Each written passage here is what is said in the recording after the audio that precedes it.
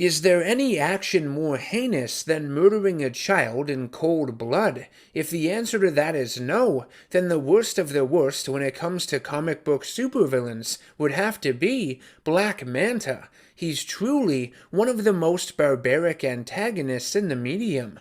I think he and Arthur Curry, Aquaman, have had some of the nastiest battles ever visualized within comic panels.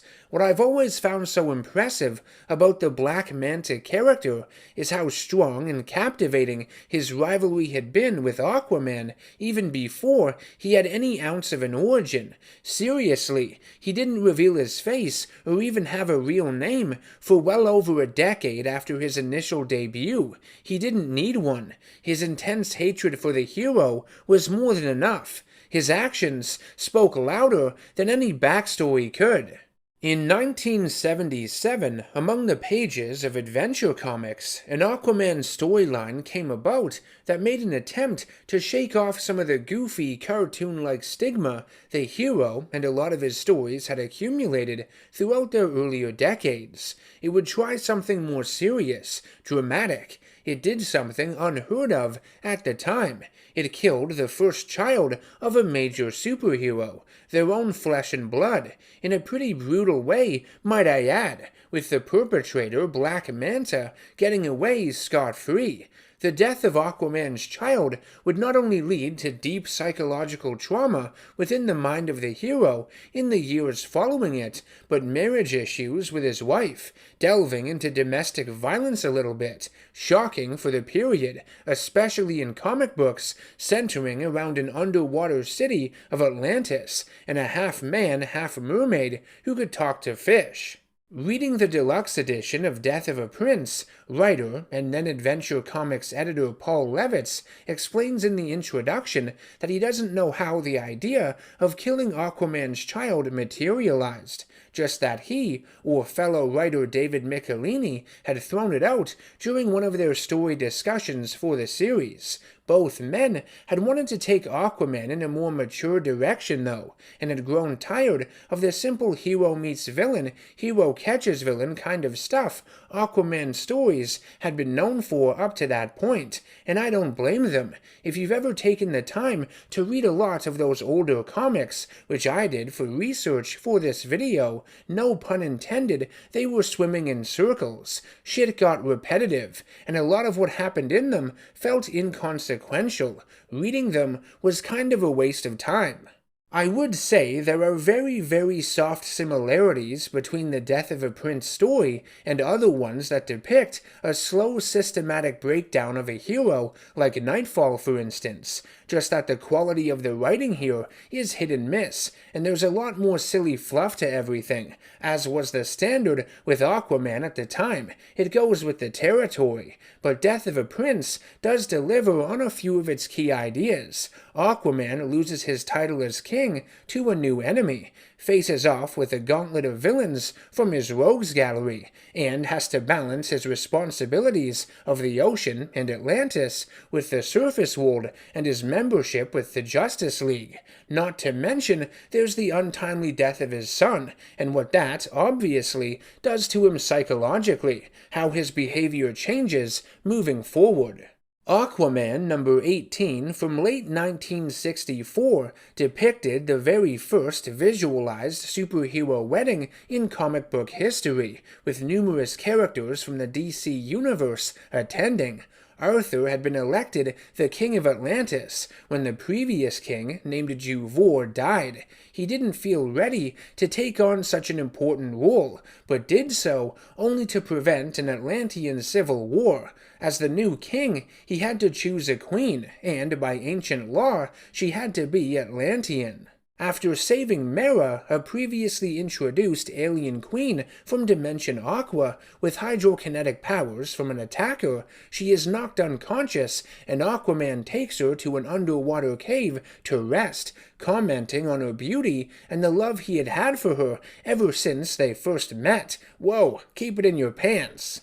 Long story short, Mera would proclaim her love for Aquaman as well. She would renounce her throne and her dimension to be with him. I find it funny how all of her followers are like, we'll be fine, leave everything you have and everything you've built here for yourself, just to be with this guy in another world you've only interacted with a few times. You also can never see us again, because the portal between our dimensions is closing forever. But that's okay, follow your heart, love is all that matters, nothing could possibly go wrong. It's so unsound and fairy tale-like, ugh. Anyways, Mera would be made an honorary Atlantean, so her marriage with Aquaman could become a reality. Hooray! By Aquaman number 23, the couple was already expecting a baby. That was fast, with Mera mere hours away from childbirth. However, the Atlantean doctor attending to her would inform Aquaman that there is a disease in his genes that will cause any child he has to die, and the mother to perish along with them. What a shitty fucking deal that is. The only way to save them is with a special serum created using a rainbow root that grows only in the deadly Gulf of Terrors. Aquaman and his sidekick Aqualad would venture into it. There's a brief sequence where Aquaman imagines what his son will be like in the future, and how nice it would be to have a successor that could help share the burden of his empire, if only he knew what was to come. The obstacles the two heroes encounter in the Gulf of Terrors include a trio of singing sirens, quicksand coral that they escape from using a summoned squid, and a poisonous sea flower which Aquaman avoids the sting of by tricking it into attacking his empty tunic. All of these threats had either been illusions created by, or were the shape-shifted form of, an exiled Atlantean criminal named Synchro. After he's bested by Aquaman, Synchro leads the hero to the rainbow root he requires, and Aquaman sees about having him pardoned. On their way back to Atlantis, a volcanic eruption knocks Aquaman and Aqualad out, burying them in soil. Aquaman comes to and asks the creatures of the ocean to pass the bottled serum amongst themselves, forming a chain all the way back to the underwater city. Sounds ridiculous, doesn't it? Wait, there's more. When all hope seems lost, and Mera will surely die, a tiny fish vigorously swims to her bedside, with the serum in its mouth, dropping it next to the doctor, and then dies from exhaustion. Oh God. Arthur Curry Jr. is born, and the citizens of Atlantis rejoice. Aquababy is labeled the cutest character in all of DC Comics. Sure he is. Starting the Death of a Prince storyline proper, most of the major issues and moments I'll be going into were written by Paul Levitz or David Michelini, with artwork by Jim Aparo or Don Newton, but other story beats in the surrounding issues were written by Paul Kupperberg, Steve Skeets, Martin Pasco, or Jerry Conway, with art by Mike Grell, Juan Ortiz, Vince Coletta, John Celardo, Bob McLeod, or David Hunt. If I missed anyone else, I apologize in advance. Adventure Comics number 435 has Black Manta being a dick right from the get-go, in a series of premeditated attacks using small devices that fly over and release sleeping chemicals into the waters surrounding Atlantis. He and his men are able to sneak in and steal food from the city's farmlands, starving much of the populace. Aquaman would foil his plans and take the villain off guard when he pretends to be one of the farmers, wearing an oxygen tank so he's not affected by the chemicals. He summons a group of whales to attack Manta's goons, and I love when he hurls Manta's limp, unconscious body back at his men after the fight, essentially telling them to fuck off. In the following issue, Black Manta is in cahoots with an Atlantean inventor named Wisebog, who builds a robotic duplicate of Aquaman to watch over Atlantis whenever he is away on other duties. The city comes under attack by a giant sea serpent called the Bugala, which Aquaman had fought before in the comics, but this one is revealed to be a robot remotely controlled by Wisebog's phony Aquaman. Had the hero hero not uncovered Wisebog's scheme, Black Manta and his army would have picked clean whatever was remaining of Atlantis. In issue 437, it would depict what I assume to be the final moments of that resulting battle between Aquaman and Black Manta.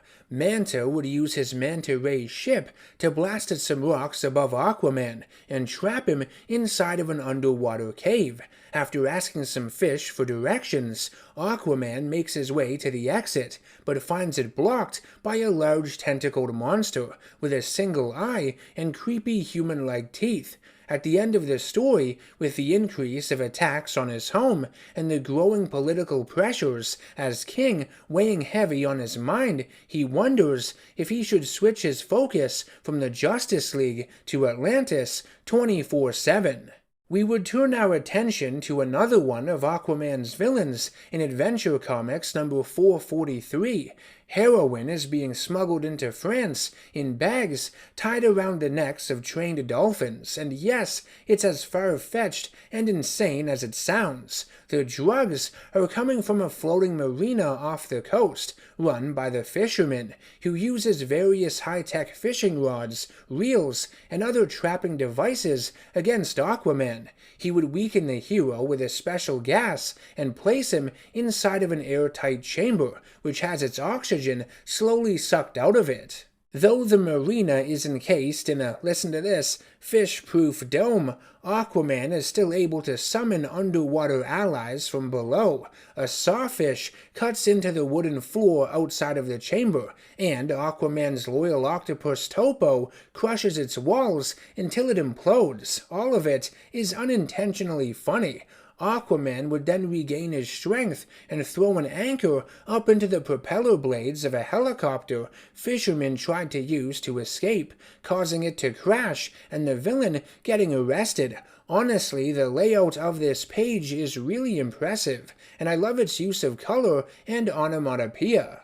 In the next issue, Aquaman's half-brother Orm, the Ocean Master, would threaten to attack Monaco with Atlantean vessels and ignite a war against the surface unless Arthur brings him Serum X from Atlantis, which has the power to change air-breathing life forms into water-breathing ones. When he arrives, Aquaman is attacked by a group of soldiers who say he no longer has any authority there. He is brought before the villain Karshan, who was able to steal Aquaman's throne by manipulating the Atlantean Council to vote against him, claiming Aquaman cares more about the surface dwellers than he does his own people. Aquaman battles Karshan and his grumpy pet shark and locates the Serum X, but chooses not to take it. With Aquaman returning to Ocean Master empty-handed, the villain launches 3 missiles at Monaco, which are thankfully stopped by Mera and her hard water constructs. Despite his victory over his half-brother, Aquaman is no longer king of Atlantis, and his people despise him. Karshan had stolen the Serum X himself and framed Arthur for the crime, saying he was going to give it to the surface world so they could use it to find Atlantis and mine its resources. Mera and Arthur Jr. barely escape the city with their lives. She promises her husband that they will set things right and the couple share a kiss. Exiled from Atlantis, the Aqua family go to live in an old royal family retreat inside a hollowed-out mountain that would soon after be referred to as the Aqua Cave. Aqua Baby would become a bit of a handful. Mera would be seen using her hard water powers to keep him from wandering off. Topo, the octopus, would also act as a babysitter whenever Aquaman and Mera needed to leave the cave to deal with any threats that popped up. Sometimes he would squeeze the kid too strongly, though, forcing Aquaman and Mera to intervene. Hilarious.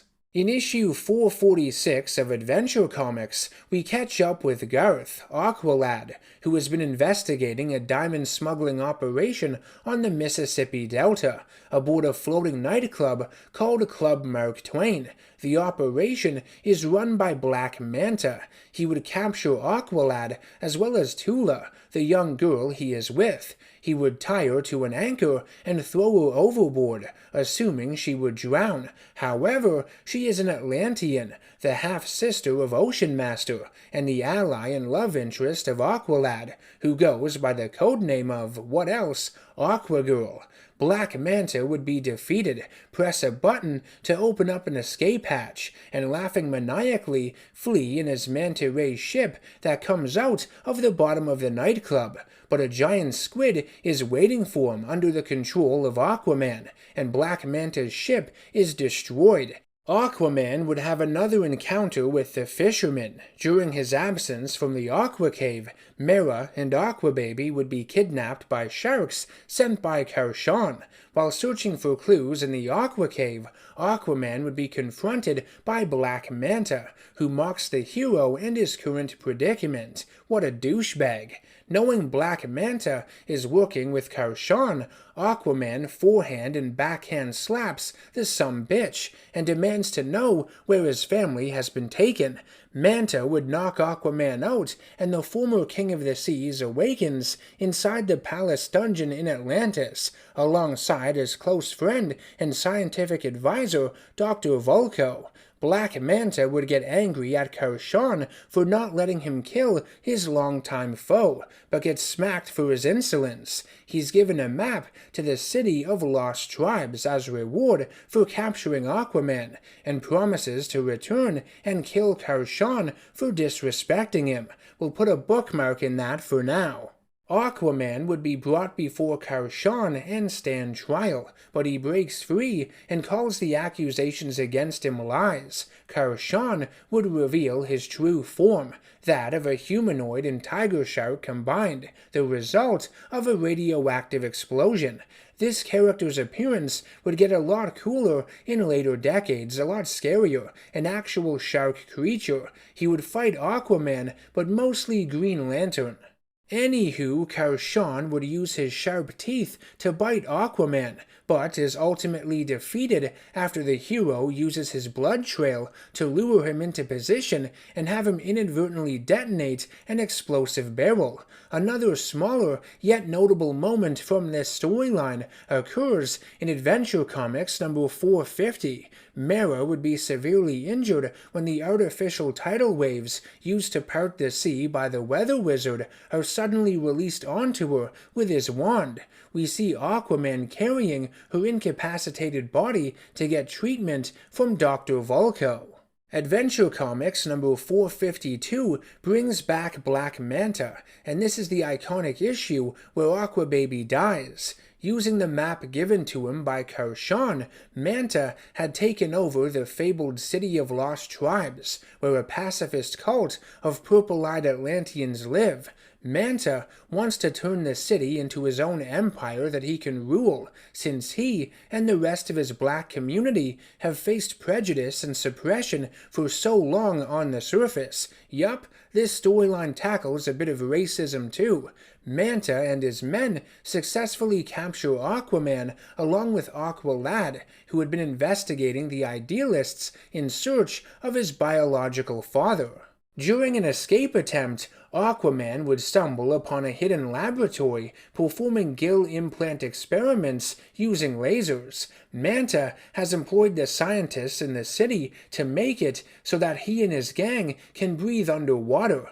Aquaman threatens to use one of the lasers against Black Manta, but that would be unwise, as the villain has caged both Aquababy and Topo. Not Topo, you heartless bastard! Hero and sidekick are then forcefully pitted against each other in arena combat, with the arena encased in a strong force field. Arthur Jr. has been sealed inside a spherical chamber that is slowly losing water and filling with air. Most of the Atlanteans, outside of Aquaman of course, who is half human, need water to breathe just like any other fish of the sea would, due to evolutionary processes. Black Manta says he will start refilling the sphere with water using his remote control if Aquaman or Aqualad perish in their battle, but I doubt he would have kept his word on that. You'd be a fool to believe him. With his only son in immediate danger, Aquaman attacks Aqualad and draws blood from his arm.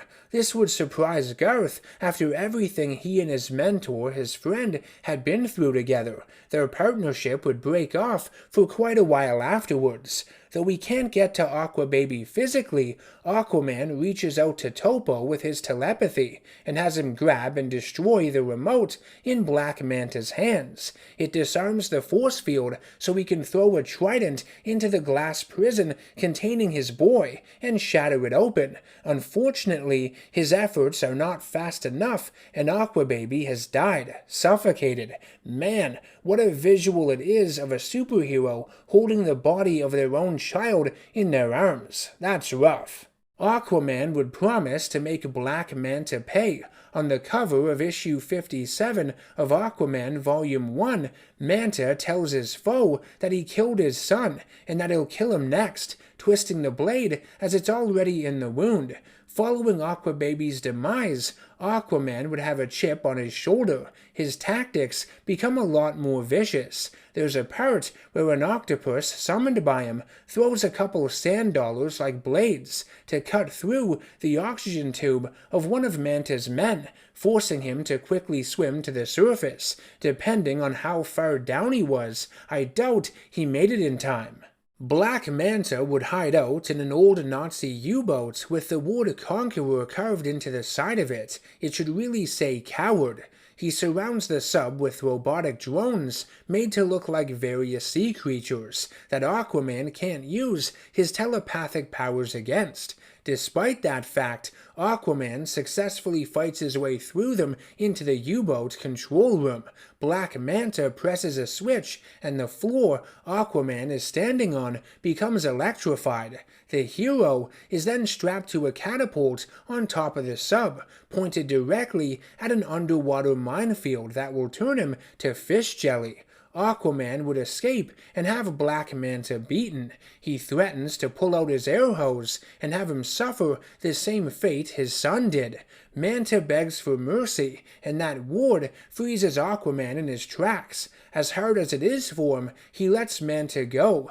Mercy makes up the very fabric of who Arthur is. He must maintain himself and his morals, not sink to Black Manta's unfathomable level. Aquaman would travel to the Aqua Cave in search of his wife to tell her the tragic news regarding her son. He only finds the fisherman waiting for him, who traps the hero under one of his own battle trophies. Aquaman breaks it with ease, but a depressurization field of Fisherman's own design is activated, which causes Aquaman's body to rapidly adjust to varying water pressures, essentially turning him inside out. After being knocked out with gas, the hero is tied to a lighthouse against a modified solar panel that will fry him when the beam of light from the lighthouse shines against it. Anyone happen to bring tartar sauce with them? Being out of water for as long as he has, his muscles are starting to dehydrate. His telepathy is also too weak to function as well. Thinking about what happened to his son and that he can't find Mera, he feels like dying tied to the side of this old lighthouse. It's where he belongs. But, coincidentally, it's the lighthouse, where his father and mother had met and fallen in love. After his thoughts had wandered to his parents and to his upbringing, it motivates him to continue fighting, to honor their memory, and use every ounce of mental strength he has left to summon a little army of hermit crabs that crawl onto shore up the side of the lighthouse and use their tiny claws to cut through the rope binding Aquaman, just in time before he's charbroiled. Instead of continuing his search for Mera, Aquaman would put off dealing with the death of his son, facing those responsibilities for months. By focusing solely on his superheroics as a distraction, it would come back to bite him in the ass. In that time, he would have encounters with more of his villains, such as Scavenger, Fisherman again, and a super terrorist introduced as Cobra, who he battles alongside fellow Justice League members Batman and Green Lantern. Lasting for a few issues, starting in Aquaman 58, we would have parts of an additional story featuring Mera. Vulko, the acting king of Atlantis, would tell her that there may still be hope to save her son. I guess he wasn't entirely dead yet. Vulko had been in contact with a scientist, Zebel, from her aqua dimension through a small rift that had opened. He has a device that might be able to save the boy. Mera travels to Dimension Aqua and finds her former kingdom overthrown by a criminal named Liron. She defeats him in hard water combat and swims down into a legendary bottomless pit said to contain demons in search of the healing device Liron had thrown down there, along with many other pieces of scientific equipment that he believed could threaten his rule. Mera finds the device and takes it back to our dimension, but you guessed it, she's too late and Aquababy dies, again. So both of his parents failed him. Hot damn, poor kiddo. Eventually, Aquaman would return to Atlantis. He had wondered why Mera wasn't in the Aqua Cave and why the city had appeared deserted. It was because they were all attending the funeral for his son. Oof. Mera blames her husband for Aquababy's death. She says she hates him for it. He had been so busy being a hero that he wasn't there for her when she needed him most. He could have helped her in the Aqua Dimension, retrieving the healing device to save Arthur Jr. Aquaman's response to all of this is the same one I had when I first read past Adventure Comics 452. I thought the little guy was already dead following all that stuff with Black Manta. And bitch, Aquaman tried his best. It's not his fault. The villain's a fucking maniac. Mera thinks it was pride alone that made her husband go after Manta. She becomes hysterical, saying she wants Aquaman dead, and begins choking him. She attacks her man, giving him a good hard water fisting. That came out wrong. Aquaman is forced to restrain her with Topo's tentacles. He's asked to leave his own son's funeral by Vulko. He's upsetting Mera and all of the guests. Aquaman agrees. He'll come back later to see Arthur Jr. by himself. Aquababy would be laid to rest in an outcropping of coral called Mercy Reef. It was the same place his father had been abandoned by Atlantis as a child.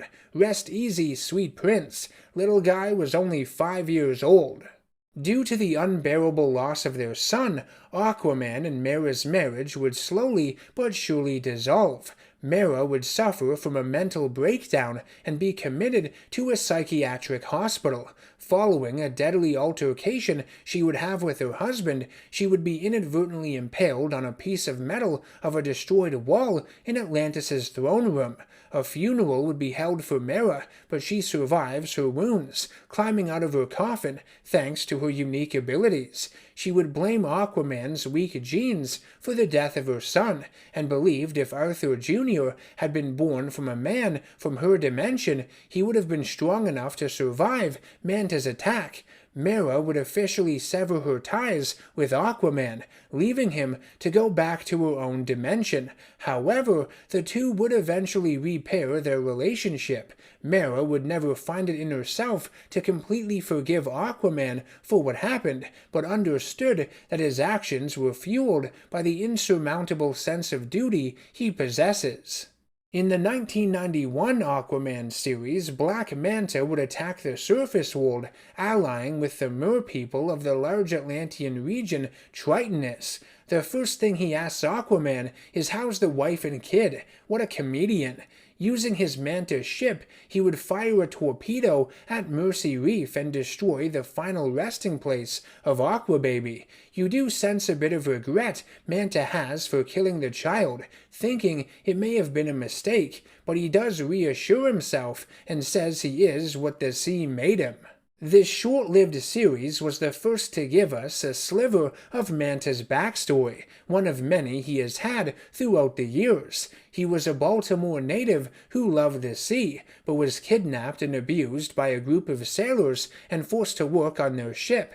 He had called out to Aquaman, who was swimming by, for help, but didn't receive any. He would go on to kill his captors, and believed Aquaman and the sea he defended hated him, that they had to be destroyed.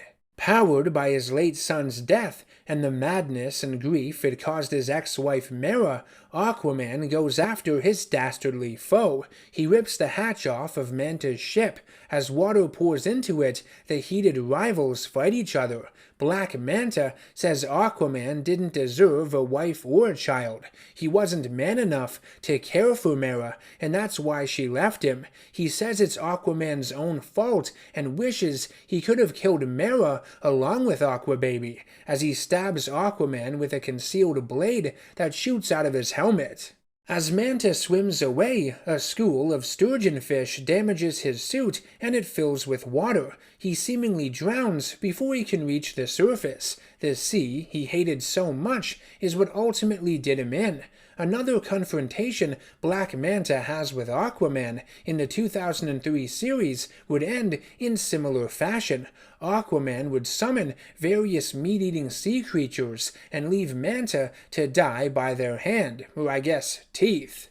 While it would take a few more decades for the Aquaman character to find mainstream success, going through several radical design changes along the way, the Death of a Prince storyline in the late 1970s definitely gave the hero a bit more of an edge, enough to shed some of the cartoony camp that had been weighing a lot of his stories down in those early years. It breathed new life into everything, even though, ironically, the whole thing was about taking life away. After reading Death of a Prince, there should be no doubt in anyone's mind that Black Manta is Aquaman's greatest adversary. I'd go a step further and call him one of the best comic book villains of all time, with one of the most memorable personalities any of them have ever had. Like I mentioned at the start of the video, he accomplished so much for so long with very little in terms of backstory. As an evil, cocky bastard, he's been one of the most consistent antagonists in the comic book medium since day one, cold as ice, as dark as the deepest ocean depths. Thank you very much for watching and listening to my comic review this week. I hope you enjoyed my look back at Aquaman Death of a Prince from 1977. You can support my YouTube channel and ensure the production of future content like this by subscribing, hitting that like button, bell icon for notifications, sharing my videos to anyone you know who would enjoy them, and by pledging to my Patreon page if you can, nominating future video topics on there if you want to as well. I will see you all in the next one. Take care and stay nerdy.